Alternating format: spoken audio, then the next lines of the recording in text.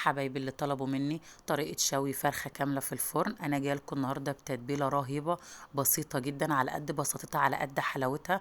طلع معاكي فرخة مشوية كاملة في فرن البوتاجاز بالجمال والحلاوة دي، وكمان معاها صوص تحفة. قدمي معاها رز بسمتي، قدمي معاها عيش وسلطة وطحينة، بجد خطيرة. عايزة تعرفي الجمال ده اتعمل ازاي؟ اتفرجي على الفيديو للاخر، تحفة.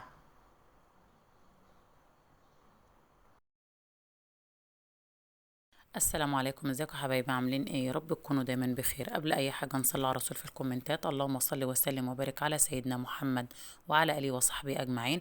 كمان ما ننساش نقول الدعاء بتاعنا: لا اله الا الله العظيم الحليم، لا اله الا الله رب السماوات والارض، لا اله الا الله رب السماوات والارض ورب العرش العظيم. اللهم فك كربي وازل همي وارزقنا الصحه والستر وراحه البال. اللهم اصرف عن بيوتنا المرض والهموم والاحزان، ومن علينا بالسكينه والستر والامان يا ارحم الراحمين يا الله. نقول بسم الله الرحمن الرحيم.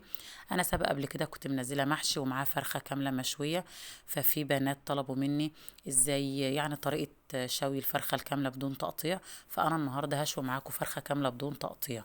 التتبيله بتاعتي سهله ويمكن كلكم عرفتوها: ربع كوبايه خل او نص كوبايه خل، طماطمايه، بصلايه، فلفل الوان لو ما عندكش بقى فلفل اخضر عادي، لو بتحب الحاجه حراقه حطي قرن فلفل حامي، 4 أو 5 فصوص توم، ليمونه كامله بقشرها عادي جدا بس شيلي منها البذر عشان ما تمررش، وكمان بصلايه. كل ده كده اضربيه كويس جدا في قلب الكبه او الخلاط المتاح عندك اشتغلي بيه.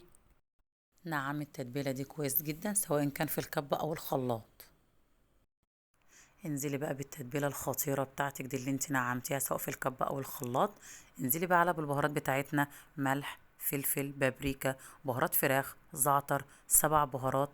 قلبهم كلهم كويس حلو قوي مع بعض. معلقه كبيره كاتشب، ولو مش موجود كاتشب تبقى معلقه كبيره صلصه، معلقه كبيره صويا صوص وممكن تستغني عنها لو مش موجوده مفيش مشكله، وربع كوبايه زيت. قلبي بقى التتبيله الخطيره دي كده في قلب بعضها كده، ما شاء الله تشم ريحتها اصلا والله العظيم، على قد بساطتها على قد ما هي جميله جدا. واي مشويات بعملها بقى بتطلع من تحتها تحفه. الفرخه بتاعتي انا غسلاها ونقعها ومصفيها كويس جدا، مفتحه الصدر زي ما انتم شايفين كده بس من تحت الجلد عشان ما بهدلش منظرها من بره. فتحيها من الصدر ومن الورك بس من تحت الجلد من جوه. انزلي بقى بالتتبيله كده ودخليها في كل الفتحات اللي احنا مفتحينها. اعملي مساج بمعنى اصح الفرخه، مسجي الفرخة كويس جدا بالتتبيلة. أنا عاوزة التتبيلة دي توصل لكل جزء في الفرخة، الفتحات اللي احنا مفتحينها في قلبها ومن بره ومن جوه، عايزة الفرخة تتشرب كلها بالتتبيلة دي. تمام. وكالعادة عايزة تاخدي أحلى طعم للمشويات يبقى تبات في التتبيلة ليلة كاملة. تمام كده. لو مستعجلة يبقى أقصى حد 4 ساعات. تمام. خليكي واخداها قاعدة كده. أحلى طعم تخدير المشاوي لما تكون المشويات بتاعتك أيا كانت هي إيه بايتة ليلة كاملة في التتبيلة. تمام. مستعجلة يبقى أقل حاجة 4 ساعات في التتبيلة. فأنا هبيتها ليلة كاملة في التتبيلة، مش هعمل فيها أي حاجة غير إني أنا هغطيها بستريتش وهدخلها التلاجة تتشرب كده من التتبيلة ليلة كاملة بالظبط، وبعد كده ابتدي إن أنا أشتغل فيها. ده أحسن حاجة إنك تستخديها من المشويات بطعم تحفة، إنك تبيتها ليلة كاملة في التتبيلة بتاعتها. الفرخة القمر بتاعتنا اهي بعد ليلة كاملة داخل التلاجة في التتبيلة بتاعتها. انا قلت لكم انا المشويات عموما بحب ابيتها ليلة كاملة. اقسم بالله مجرد ما شلت الاسترتش الريحة تحفة. التتبيلة دي رهيبة، على قد ما هي بسيطة وحلوة على قد ما بتدي نتيجة جميلة قوي. هاتي بقى اي صينية عندك بايركس او اي صينية عندك المتاح عندك، حطي فيها شوية من التتبيلة دي، هتعملها زي فرشة كده تحت الفرخة.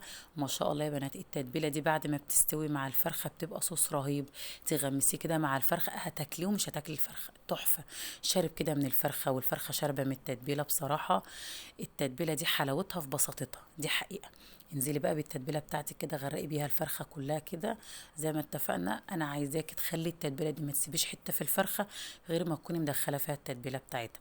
كل اللي هتعملي بقى لو عندك الخيط الحرير ده اربطي الرجلين زي حالتي كده، وما عندكش الخيط ده ولا اي حاجه تضايقك خالص ولا تعصبك، ورقه فويل ابرموها كويس قوي واربطي بيها الرجلين بس كده مفيش اي مشكله. طالما ما عندكش خيط لازم نتصرف، ورقه الفويل كده واربطها حلو. احنا اهم حاجه عندنا ان احنا نقفلها. الفرن بتاعك سخن لمده ربع ساعه على الاقل، هتدخل على درجه حراره 200 في الرف اللي تحت. هتاخد منك حوالي ساعه ونص وما تولعيش الشوايه.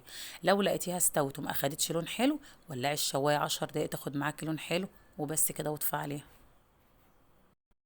الفرخة اخدت معايا بالظبط ساعة ونص، محتاجتش بصراحة ان انا اشغل الشواية، هي قعدت ساعة ونص في الفرن على الرف اللي تحت، نار من تحت بس من غير الشواية. ما شاء الله لقيت اخدت لون حلو، محتاجتش للشواية خالص.